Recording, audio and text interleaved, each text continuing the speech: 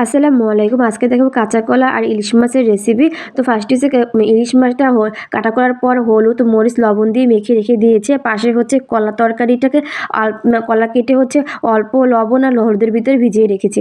এখন হচ্ছে আর ইলিশ মাছটা ভালোভাবে ভেজে নেব। দেখতেই পাচ্ছেন ইলিশ মাছটা আমরা এই মিডিয়াম আছে আমরা কাটাচুড়ে রান্না করে তো টেস্ট বেশি আসে।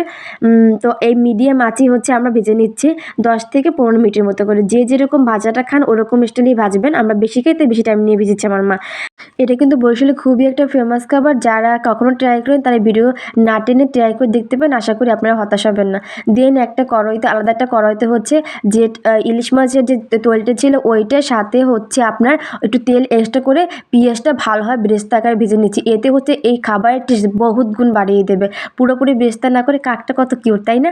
দেন হচ্ছে আমরা একে একে একটু কতক্ষণ কষানোর পর একে একে হচ্ছে পেঁয়াজ বাটা, তারপর হচ্ছে রসুন বাটা, জিরা গুঁড়া বাটা, হলুদের গুঁড়া, মরিচের গুঁড়ো এগুলো দিয়ে দিচ্ছি। এগুলো দিচ্ছি আর লাড়ছি বিকজ হচ্ছে আমি যদি এভাবে রেখে দিতাম যেহেতু আগুন জ্বলছে এটা পুড়ে যাওয়ার সম্ভাবনা ছিল, আর পোড়া পোড়া গন্ধ আসতো।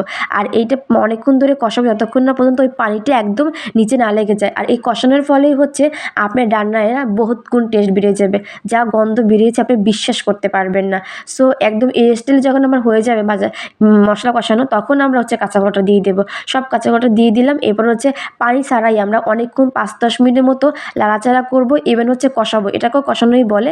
কষানোটা যত পারফেক্ট হবে রান্না তত বেশি পারফেক্ট আর মজাদার হবে।